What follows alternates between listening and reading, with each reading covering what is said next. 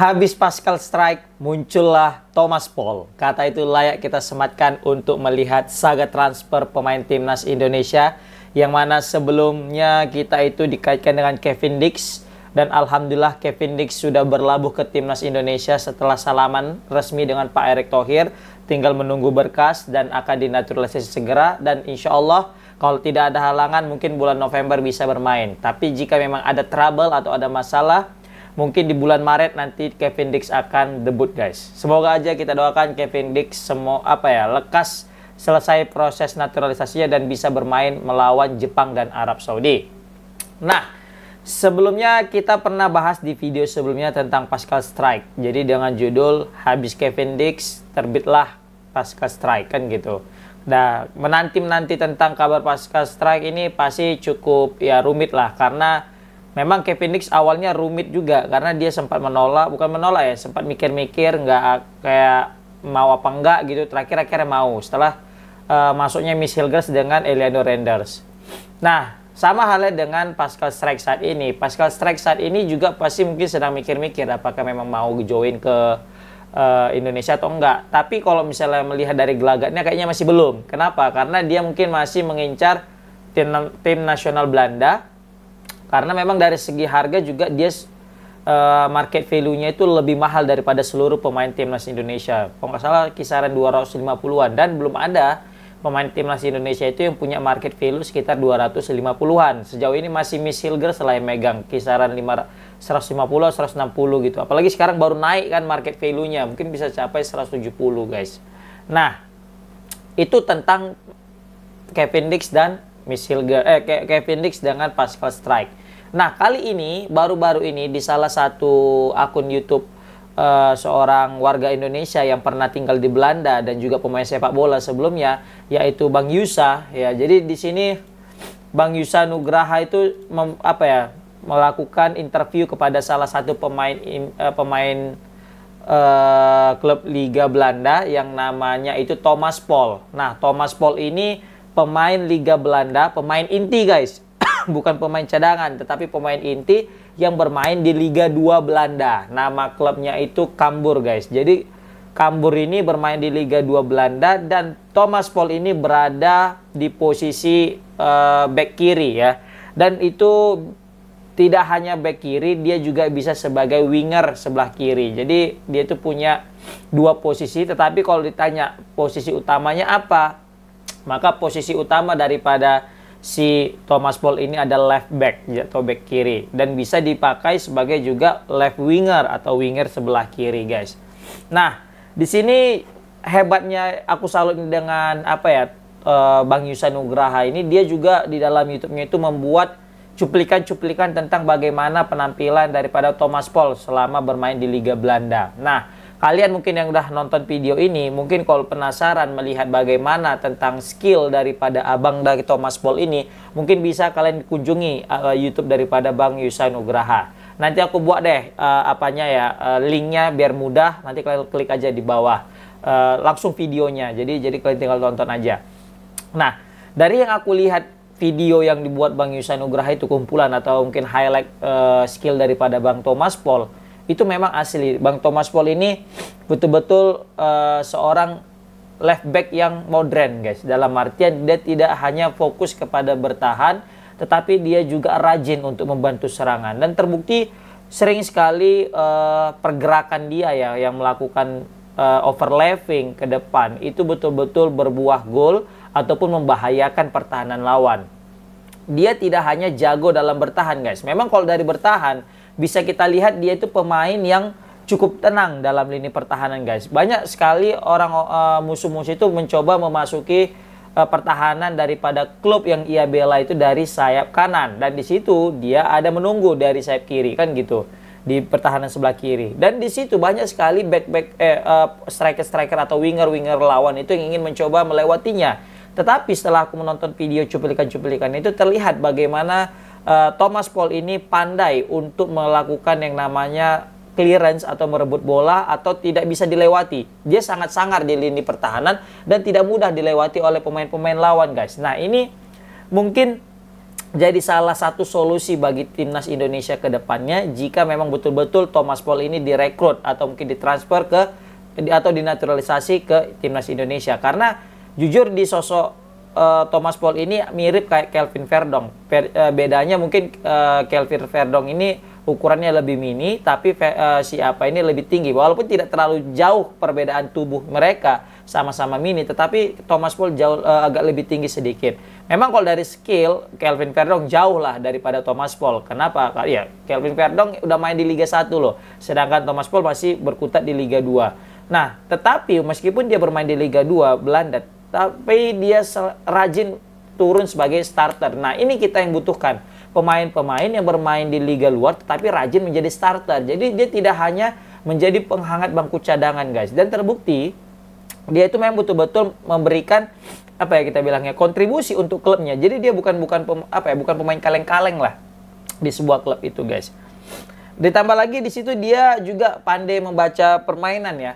Reading the game-nya juga bagus, begitu juga ya sulit lah untuk pemain lawan itu untuk melewatinya. Ditambah lagi dia juga cukup ngotot ya bermain, guys. Jadi dia tuh bukan tipe pemain yang malas. Dia itu sering, bahkan aku lihat bukan di posisinya, tapi dia mau kejar bola itu ke situ jika memang itu dibutuhkan, guys.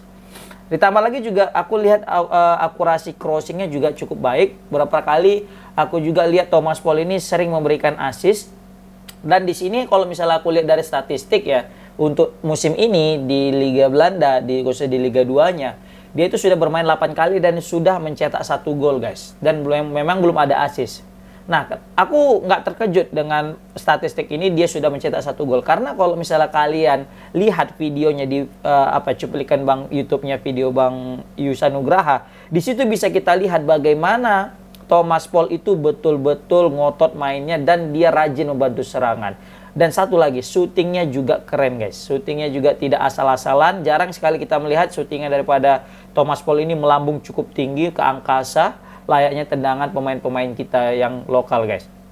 Ditambah lagi juga dia tidak egois. Sering kali kita lihat dia membantu serangan, sering overlapping. Ketika dia buka ruang, dia itu tidak langsung nge-shoot ke gawang, tapi dia melihat kawan-kawannya dan melakukan umpan tarik. Yang mana sering sekali umpan tariknya itu berbuah menjadi peluang yang cukup bagus untuk mencetak gol, guys. Bahkan tidak sering peluang-peluang itu bisa dicetak gol berkat daripada kontribusi si Thomas Paul ini. Dan Thomas Paul, satu lagi, guys. Dia juga ahli dalam melakukan tendangan lambung ya. Dalam arti memberikan umpan lambung, dia itu cukup akurat. Nah, ini jarang sekali dimiliki pemain-pemain timnas kita, yang mana layaknya Michael Carrick ya, pemain-pemain atau Tom Hay yang bisa melakukan tendangan jarak jauh, dalam arti bukan ke gawang tetapi melakukan umpan jauh, umpan lambung kepada kawan dan akurat, guys. Dan di sini Thomas Paul punya itu, guys. Nah, mungkin bisa jadi opsi nih bagi timnas Indonesia untuk memperdalam skuad. Seandainya saja jika nanti Kelvin Verdong itu cedera atau akumulasi kartu, guys. Memang kita punya Pratama Arhan dengan Sean Patinama, tetapi kita tahu Sean Patinama tidak lagi dalam performa terbaiknya, guys. Memang Arhan mungkin bisa menjadi opsi, guys. Nah, muncul pertanyaan, Thomas Paul ini dia punya darah Indonesia itu dari mana? Nah, setelah aku lihat tonton video daripada Bang Yusa Nugraha, di situ dijelaskan bahwasanya dia itu punya darah Indonesia dari kakeknya, kakek dari bapaknya, yang mana kakek dari bapaknya ini sudah meninggal. Ya wajar lah, udah tua banget, pastikan dia itu berasal dari Bogor, guys. Kalau pengakuan daripada Bang Thomas Paul di akun YouTube-nya Bang Yusa, di situ dijelaskan kakeknya berasal dari Bogor. Nah, jadi tahun 90 berapa gitu ya kan. Jadi bapaknya itu kakeknya itu pindah ke Belanda saat umur 2 tahun, besar di Belanda, terus dia menikah dengan orang Belanda.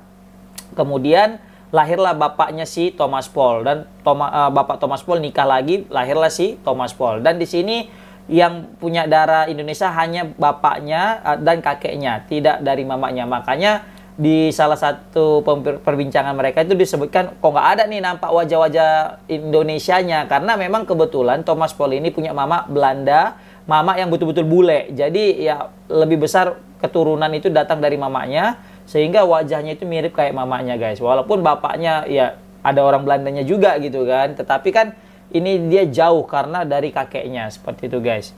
Nah, tapi setidaknya meskipun dia tuh tidak nampak seperti orang Indonesia, ya memang nampak kali sih kayak orang Belanda Bang Thomas Paul ini. Tapi ya apapun itu, selagi dia nanti betul-betul jadi membela timnas Indonesia dan dapat panggilan, ketika dia membela lambang Garuda di dada, maka harus kita support dan tidak beda-bedakan siapapun dia, latar belakangnya apa dan di mana dia berasal. Tapi yang jelas selagi dia bela timnas Indonesia untuk Garuda, kita dukung guys.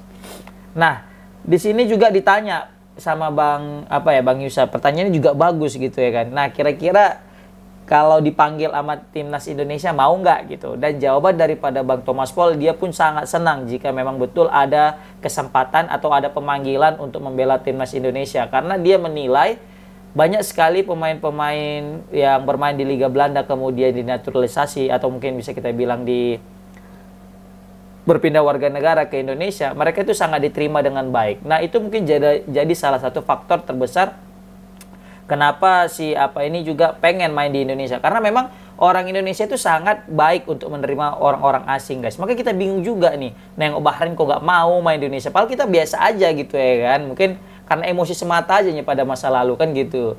Ditambah lagi juga mungkin Thomas Doll gak tahu ya kan, Indonesia ini kadang bagus di awal, kadang tiba-tiba kalau jelek lu main, habis juga dicecar gitu. Canda-canda ya. Tetapi di sini juga diceritakan nih sama si Yusa, Thomas Paul udah nengok kan banyak Michel Gers, Reinders masuk nih timnas Belanda, masuk nih timnas Indonesia, gimana pendapatnya? Ditanya pendapat ya kan, terus dijawabnya ya dia senang juga lah, itu keputusan yang bagus juga ya kan, bahwasanya pemain-pemain itu main untuk Indonesia karena mereka juga diterima dengan baik, ditambah lagi juga supporternya juga fanatik gitu kan. Mungkin itulah, pernah aku dengar podcastnya Om Deddy sama Bung Valen ya, salah satu faktornya juga ya karena itu guys, karena memang merasa dihargai dan seperti ada euforia yang mana mereka nggak akan dapatkan guys ketika main di Belanda. Bayangkan puluhan ribu meneriaki nama kita, mendukung kita untuk suatu pertandingan. Mungkin itu yang mereka juga salah satu yang mereka inginkan, selain daripada memang membela tanah leluhur mereka guys. Oke, komen di kolom komentar gimana pendapat kalian tentang Bang Thomas Paul ini guys, yang bermain di Liga Belanda, Liga 2-nya yang namanya itu adalah Cambuur guys. Oke, komen di kolom komentar. Assalamualaikum warahmatullahi wabarakatuh.